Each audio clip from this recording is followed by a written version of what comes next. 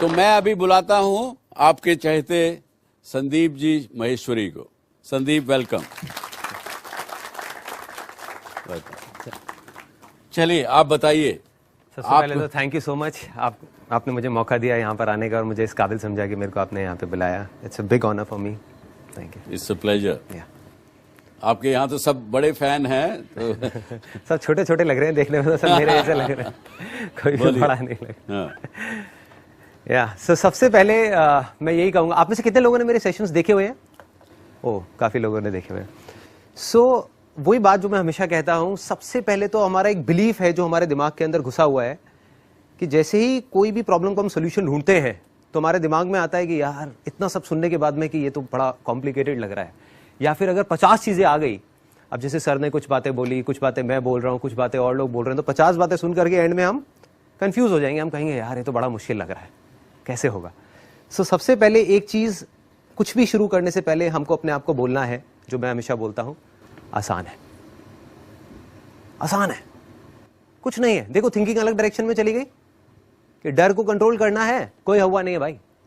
बहुत लोग कर चुके हैं, कर रहे हैं, और आप भी कर सकते हो।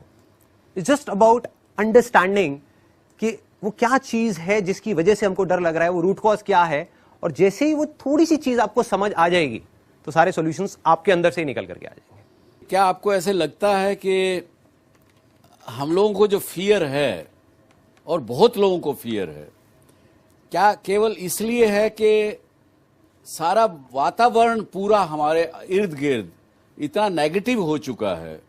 एब्सोल्युटली, इसमें इसका बहुत बड़ा हाथ है कि आसपास में इतना एनवायरनमेंट नेगेटिव है। फॉर एग्जांपल, अगर कोई बिजनेस करने का सोचता है तो रियलिटी क्या है? हम कुछ भी सोचते रहें कि हम इतना बड़ा बिजनेस करेंगे, वो करेंगे, बट रियलिटी ये है कि 90% बिजनेसेस 3 साल के अंदर अंदर फेल हो जाते हैं। सो जैसे हम रियलिटी को देखते हैं तो उसको देख करके ऑटोमेटिकली अंदर से डर आ ही जाता है। अब ये सिचुएशन नेगेटिव है या पॉजिटिव है, वो देखने का अपना अपना नजरिया है।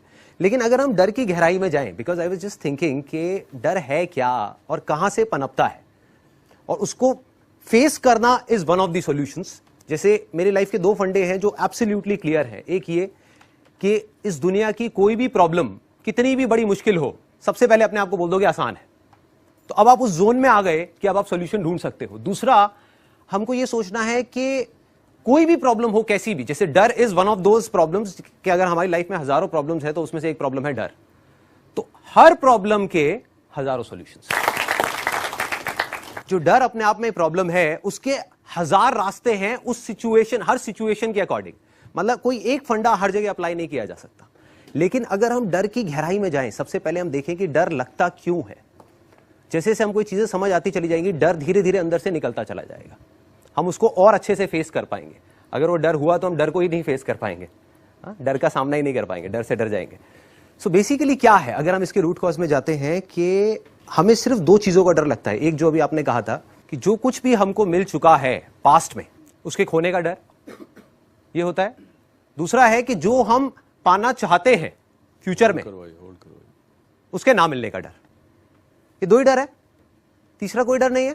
अगर मैं प्रेजेंट मोमेंट की बात करूं, आपने अभी स्टेज फियर की बात करी थी, अगर प्रेजेंट आप एक बार को भूल जाओ कि फ्यूचर नाम की और पास्ट नाम की कोई चीज है, और अब यहां पर आकर के बस खड़े हो जाओ और जो मन हो रहा है वो बोलते रहो, तो कोई डर है? कोई डर नहीं। या ये समझ लो सामने वाले सब बेवकूफ हैं। सामने वाले सब बेवकूफ हैं। हाँ, तो कोई प्रॉब्लम ही नहीं। Absolutely. Sandeep, we have a caller from Bombay, Amit Tripathi. Amit ji, पूछिए क्या सवाल है आपका?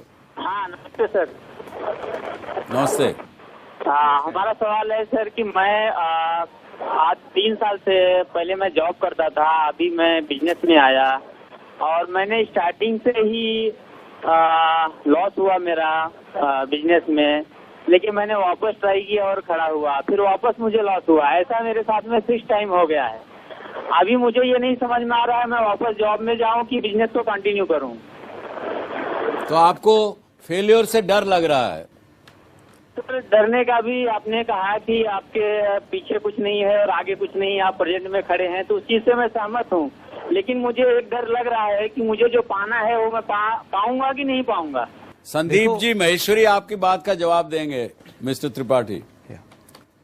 मिस्टर त्रिपाठी, देखिए वही बात मैं अभी जो बोलने वाला था उसको मैं कंप्लीट करता हूं, उसमें आपको अपनी प्रॉब्लम का सोल्यूशन समझ आ जाएगा कि आपका डर की जो जड़ है वो सिर्फ ये है कि आप कुछ पाना चाहते हैं और आपको ये डर है कि अगर वो नहीं पाया तो क्या होगा। तो देखिए इसका सोल्यूशन क्या है, बड़ा सिंपल है कि एक तो है थियोरेटिकली मैं आपको बोल दूं कि पास्ट को छोड़ना है, फ्यूचर को छोड़ना है, प्रेजेंट मोमेंट में रहना है जहां कोई डर नहीं है, कि अगर मैं इस मोमेंट की बात करूं वहां पर कहीं कोई डर नहीं है। लेकिन ये करेंगे कैसे, प्रैक्टिकली कैसे करें? उसका एक सिंपल सा फंडा है जो मैं अपनी लाइफ में हमेशा अप्लाई करता हूं, वो ये है कि हमारा ध्यान दो जगह हो सकता है। एक जगह पे डर है, एक जगह पे फियरलेसनेस है, एक जगह पे ट्रैप है, एक जगह पे प्रॉब्लम्स ही प्रॉब्लम्स है, एक जगह पे बिल्कुल दबंग है। जैसे दबंग 2 एक मूवी आई थी ना, ऐसी दबंग 3 कि कोई टेंशन नहीं है, किसी तरह का कोई डर नहीं है। वो क्या है? एक है अर्निंग एटीट्यूड कि मुझे कमाना है। अब वो अर्निंग में 3 चीजें आती है, नेम, फेम और मनी।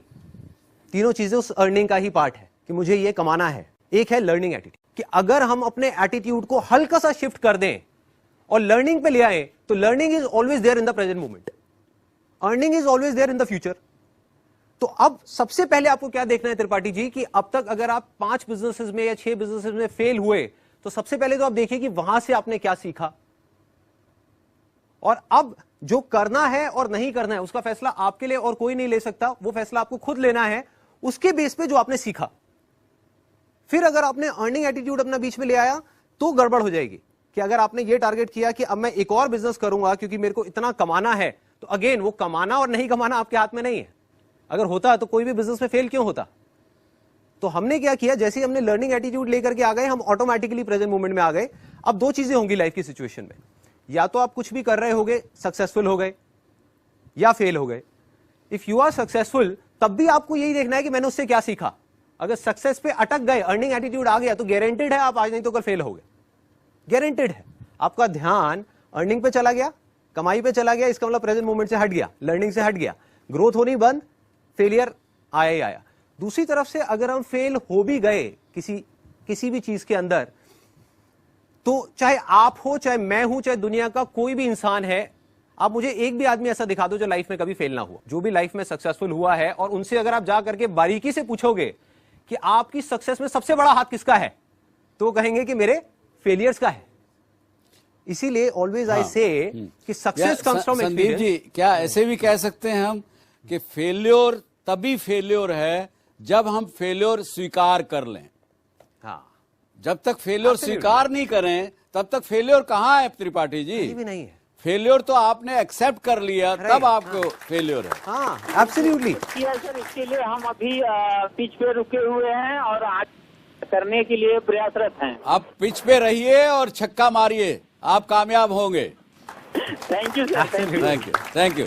चलिए, बस इतना सा है। देखिए कितना आसान है कि अब जब भी, अगर मैं अपने पर्सनल एक्सपीरियंस की बात करूं, लाइफ में मुझे पर्सनल लेवल पे ऑलमोस्ट किसी भी चीज से डर नहीं लगता। क्यों? क्योंकि कोई भी काम मैं करने वाला हूं तो सबसे पहले तो मैं अपने ध्यान को लेकर के आ जाता हूं प्रेजेंट मोमेंट में, और उसके बाद में अगर मैं उस चीज में सक्सेसफुल हुआ तो सबसे पहले मैं उसको छोड़ देता हूं। क्योंकि अगर डरना ही है तो अगर आप मुझसे पूछो मेरे को किससे डर लगता है, फेलियर से डर नहीं लगता, क्योंकि फेलियर से तो एक्सपीरियंसेस आएंगे।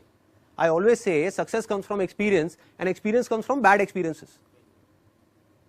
कि सक्सेस एक्सपीरियंस से ही आने वाली है और एक्सपीरियंस बैड एक्सपीरियंसेस से आएंगे, तो डरना क्या है उससे? वो तो अच्छा है, एक्सपीरियंस तो हुआ ना कुछ।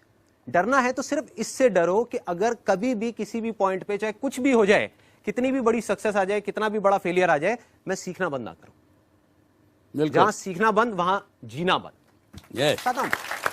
हमारे पास एक कॉलर है राजकोट से। आरपी सिन्हा साहब, काहे केम छो साहेब? मजा में सर, मजा में। मजा में के शू सवाल छे तुम्हारो? सर मेरा सवाल ये है कि हमारी जो सवाल है, कोई भी चीज हम विश्वास करते हैं तो वो विश्वास कब तक हम करेंगे? जब तक मुझे कुछ उम्मीद में बैठे रह गए, विश्वास कर रहे हैं। तो आप पूछना चाह रहे हैं कि विश्वास पर विश्वास कब तक करें? है कि कब तक विश्वास करें? It's an excellent question. देखिए क्या है, अच्छा बनना चाह रहा हूँ। हम क्या करते हैं अपनी लाइफ में, बहुत बार अपने अंधविश्वास को विश्वास का नाम दे देते हैं। वो एक बहुत बड़ी गड़बड़ है। देखिए फॉर एग्जाम्पल कि मेरी एज है 18 साल और मैं कहूं कि मैं अगले 2 साल में एक बहुत बड़ा बिजनेस एम्पायर खड़ा कर दूंगा। ये विश्वास है, अंधविश्वास है? अंधविश्वास है। और दूसरी तरफ मैं कहूं कि मैं अगले 2 साल में कुछ ऐसा करूंगा कि आज मैं जिस स्टेज पे हूं उससे आगे बढ़ जाऊंगा अपनी नॉलेज और एक्सपीरियंस के बेस पे। तो अगर कोई भी चीज आप कह रहे हैं, अब आप इस चीज को फर्क कैसे करेंगे, देखिए कितना आसान है।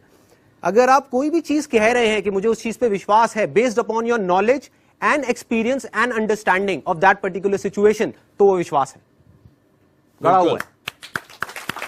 और अगर आप बोल रहे हैं हवा में, तो वो अंधविश्वास है। अंधविश्वास है, कोई कुछ भी बोल दे। अगर हमको उस चीज की नॉलेज है, एक्सपीरियंस है और हम उस चीज में परफेक्ट होते चले जा रहे हैं, तो फिर क्या प्रॉब्लम है? फियर की एक और जड़ क्या है, प्रॉब्लम क्या है? कहानी शुरू कहां से होती है कि हम अपनी चादर से ज्यादा पैर फैला लेते हैं। कि मैं क्या कहता हूं कि रिस्क नाम की कोई चीज नहीं है इस दुनिया में, फियर नाम की कोई चीज नहीं है। ये हम खुद अपने माइंड में अपने लिए क्रिएट कर रहे हैं कि अगर किसी को बिजनेस करना है और छोटे से छोटे लेवल पे करे, 20,000 रुपए से शुरुआत करें ना। किसने कहा है कि 20 लाख रुपए से शुरुआत करनी है? अगर हम 20,000 रुपए से एक बिजनेस की शुरुआत करें या 50,000 से करें तो कोई रिस्क नहीं है, कोई डर नहीं है। 50,000 गया भी तो एटलीस्ट ये है ना, सड़क पे नहीं आएंगे। लेकिन अगर हम कहें कि नहीं, मेरे को तो 20 लाख से ही शुरुआत करनी है, तो रिस्क ही रिस्क है, फियर ही फियर है। और वो फियर होना ठीक भी है कि अगर हम छत पे खड़े हुए हैं और जाकर के कहें कि भाई मैं छलांग लगा दूंगा। जैसे बचपन में मैं ख्वाब देखता था कि एक वो पैराशूट होता था, तो मैंने को जब पता लगा पैराशूट के बारे में, तो मैं इमेजिन करता था कि यार इसको पैराशूट को लेके ऊपर छत पे जाके वहां से छलांग लगाऊंगा। लेकिन फिर हल्का सा डर आता था कि कहीं ये गड़बड़ ना हो जाए।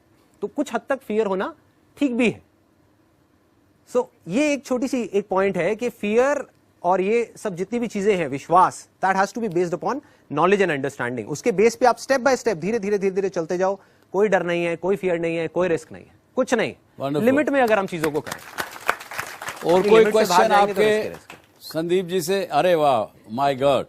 तो आज कंक्लूड, मुझे लगता है कि आज के शो में हम ये फियर की कंक्लूड नहीं कर पाएंगे, इतने सवाल लेंगे, पर फिर भी लेंगे।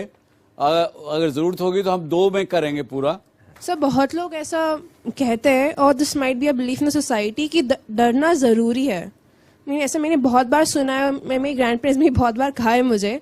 तो ऐसा क्यों कहते हैं? What is the reason behind this? क्योंकि उनके लिए जरूरी है।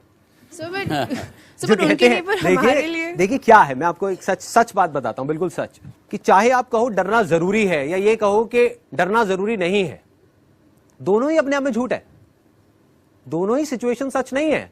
अपनी अपनी 2 लोगों की अलग अलग इमेजिनेशंस है। लेकिन एक बात पक्की है, इन 2 झूठ में से जिस सच को आज आप मान लोगे वो कल आपका सच बन जाएगा। कि अगर इन दोनों झूठ में से आपने एक को सच मान लिया, वो कल आपके लिए सच बन जाएगा।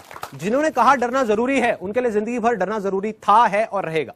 जिसने कहा डरना जरूरी नहीं है, उसके लिए नहीं है। इसको मैं दूसरे रूप से भी संदीप कहना चाहूंगा कि देखिए, आपके पेरेंट्स, ग्रैंड पेरेंट्स कहते हैं डरना जरूरी है, वो किस वजह से कहते हैं? राइट, हाँ। क्योंकि हमारा समाज, हमारा ये देश पिछले सैकड़ों या कुछ हजार वर्षों से गुलामी में रहता आया, और उस गुलामी को सहते सहते लोगों को, जो लोगों ने राज किया हमारे ऊपर, उन्होंने जो डरा के रखा पब्लिक को, लोगों को, अपनी प्रजा को, वो धीरे धीरे वो डर इतना अंदर चला गया है कि उसको हमें निकालने में भी 1-2 पुश्ते लगेंगी।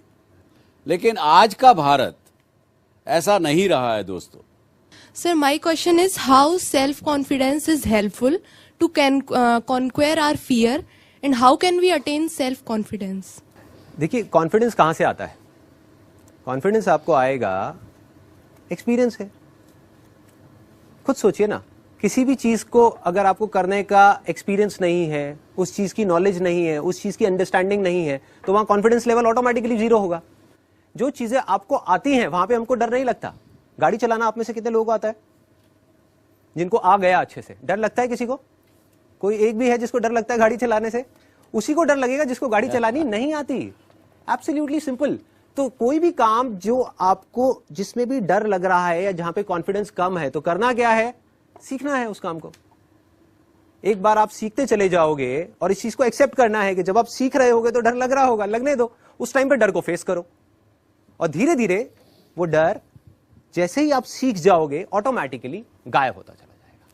या इसको ऐसे भी कहेंगे कि सेल्फ कॉन्फिडेंस जहां आपको है, जैसे कि इन्होंने कहा कि उनका ये विश्वास है कि जब तक मैं कोई गलत काम ना करूं, तब तक मुझे कोई डरने की आवश्यकता नहीं है। वो भी एक किस्म का सेल्फ कॉन्फिडेंस है। हाँ। दूसरा संदीप जी ने जो बताया कि एक्सपीरियंस से आता है, लेकिन कुछ सेल्फ कॉन्फिडेंस आपके अपने अंदर भी होता है। आपको विश्वास हो, भरोसा हो कि हाँ मुझे तो डर अपने आप भाग जाएगा। तो खैर एनीवे, अभी हमको आज का ये एपिसोड यहीं रोकना पड़ेगा क्योंकि हम समय की सीमा से बाहर जा चुके हैं। लेकिन अगले हफ्ते फिर हम इस विषय को आगे, फियर क्या है, इसको चालू रखेंगे और आपसे बातचीत करेंगे। और बल्कि मैं इस ऑडियंस से भी कहूँगा कि आप भी अगर अगले हफ्ते के इस एपिसोड में हमारे साथ रहें और आप आएँ तो बहुत अच्छा होगा, क्योंकि ये कंटिन्यूटी कायम रहेगी। इसके साथ ही हम यहाँ पे इसको ब्रेक देते हैं। धन्यवाद।